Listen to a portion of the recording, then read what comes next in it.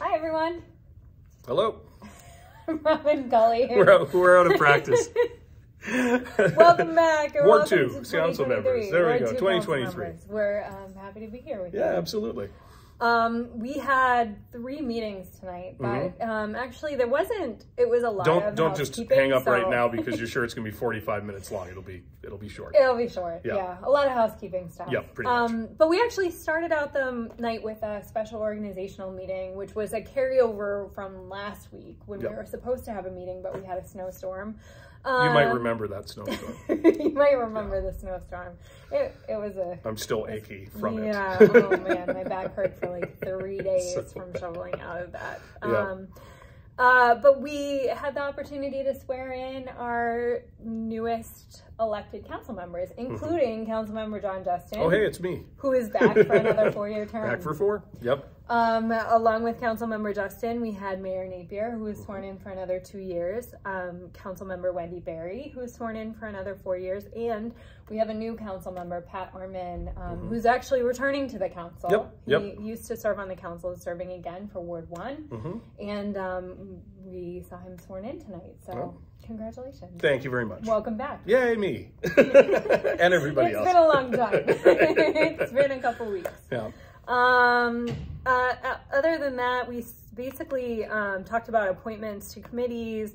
We talked about people who were moving around, and the main thing, so you can see all of that if you want on the packet, but the most exciting part was that we got to elect a new mayor pro tem. Yep. Councilmember Wendy Berry. Congratulations to Councilmember Wendy Berry, currently our pro tem. Yes. Yay. Which basically just means that when Mayor Napier can't be in the council meetings, then she serves as mayor. The mayor. Then we moved on to open council work session, where we talked about our 2023 legislative priorities. This is probably the meat and potatoes of, honestly, the whole evening's events, you know, as fun as it was to get sworn in and stuff. And so it's just kind of a guideline for what are we looking to talk to the legislature about for what we need as a city, and kind of getting the council all together so we know what our priorities are, so staff, council members, everybody can communicate kind of as one about what we're looking for and what we need from the state. We can kind of just go through these really quick. I think priority number 1 is talking to the legislature about allowing us to TIF the former YMCA location. I think we've talked about the reason behind this before. We can always cover it in more depth later. We will be talking about this more and more and more, but basically it just allows us, it's not an ask for money from the state, it's an ask to allow us to use the tools that we should be able to use for that site without some strange complications in sort of the process that happened because of Hy-Vee obtaining it. So it's not a huge ask. I don't think it'll be a problem, but it is something that we do need the legislature to allow us to do as a city. So that would be point 1. Yeah, and I don't want to, so we definitely have talked about this before, but just as a reminder, what we're trying to do at the former Hy-Vee site, former YMCA site, which was going to be a Hy-Vee, is no longer going to be a Hy-Vee, but it's one of the best properties that we have in West St. Paul that's available for development right now. It's right off of Robert Street, obviously. It's right off of our new bike trail. It's right across from the Wentworth Library. It's just a really great spot in West St. Paul. And so, you know, so we've talked about the potential for redeveloping it. We don't own the site. Well, actually, technically now we do own, or we will own. Yes.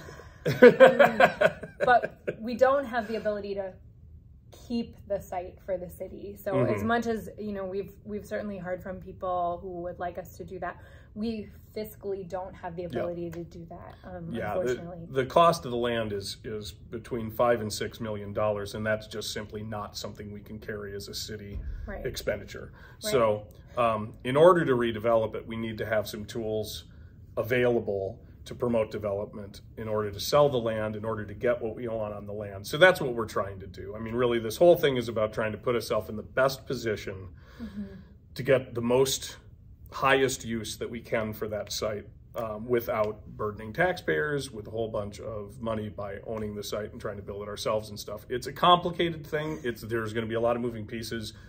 We don't even know what the final version will be, but we do know that we want to keep control of it because we know what we don't want the final version to turn out to be, which is what happens when we get our hands completely off it. And we don't need to get all the way into the weeds on that, but this allows us to guide and get things that we've heard over and over and over from residents of West St. Paul, what we're missing in our community. We're trying to get you what you're missing in your community.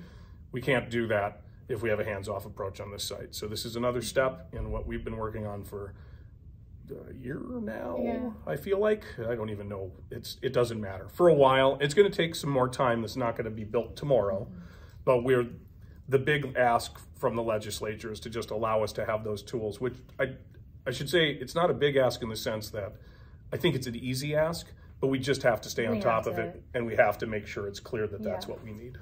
And you can go back and look at the proposal that we have for what we'd like to see on that site, but it includes a lot of public amenities that we're very, very excited about, and that's why we're looking to the legislature to try to open up the possibility of using TIF for this, because it just includes a lot of features that we feel like we're lacking in our community for gathering together and being in community with one another. So we're really excited about the possibility. It is a long process and a lot of work and a lot of moving pieces.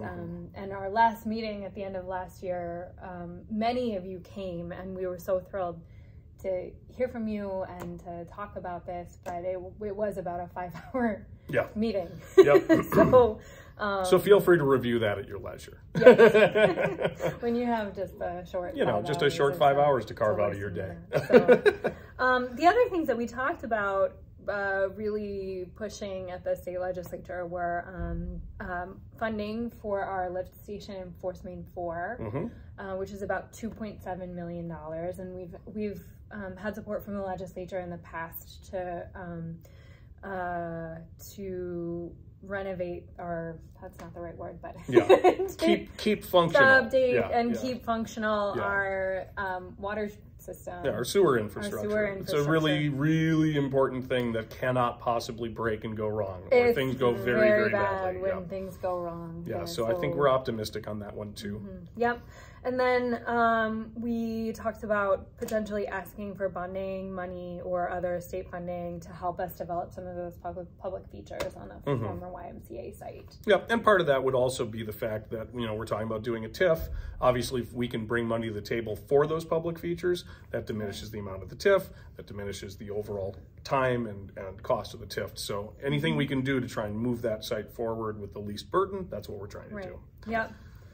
And then we talked about a couple of other things that were more vague and a little less clear about what we were asking for, but things like, the potential for looking for funding to improve our housing and to improve access to housing for folks in our community. We know that we are living in a housing crisis, and that we have a lot of unhoused people in our community and a lot of folks who are living in housing that's not up to par. And so we are hopeful that we'll be able to look for ways to improve our housing through the state legislature, maybe looking for opportunities for local government aid, and then and we talked about a couple of things that we'd like to have some sign off on, like the way cannabis licensing is happening, and whether we have any local control over that, and also you brought up in discussions with our state representatives, asked us if we would consider doing a letter of support for driver's licenses for all. So that didn't get decided tonight. I think that'll come back probably in the next meeting for further discussion, kind of some more information there. Obviously, if you have thoughts on that, in support, against, please reach out to your council people, because we'll be discussing it, and we do want to get the input from you all on where you sit on that. But just the ask if we could write a letter of support, which obviously it's nothing we can do at the local level, but it gives our representatives backing on the fact that they have support, not only from their own offices, but from the community at large, the people that they represent. So. And if you have any questions about that, we have great resources to talk about it, and would be happy to talk about why it's an important issue for a lot of folks here in our own community and in, across the state. And we actually jumped from there into our council meeting, but there's not a lot to say about the actual I think the only thing was a final reading for the rezoning of the parcel where the crisis center would be going, and really kind of a bookkeeping thing. It was not controversial. I think it went through with no discussion, voted through, and that was it. That was it. Yeah. So next one will probably be more, I'm guessing. I think there'll be some things coming in the next meeting that won't give us this short synopsis. But I do just want to give a huge shout out to our Public Works Department. Absolutely. Once again, we had this massive snowfall last week. And we heard from so many people in our community about how great our Public Works Department was at getting out there and getting the roads cleared. And I also just saw a ton of community comments about how awesome people in our community were. Yep, people digging out other people's cars, helping push things out of the way, clearing driveways for people that weren't capable of doing it for themselves. And that's great. I mean, that's what we want to see. We're really grateful to live in a community where people are looking out for each other and like stopping and helping. So please keep doing that. Yep. And until then, hopefully no more massive snowfalls. Yeah, that'd be nice. I'd like that. All right. Thanks, everyone. Thanks so much. Bye-bye. Bye.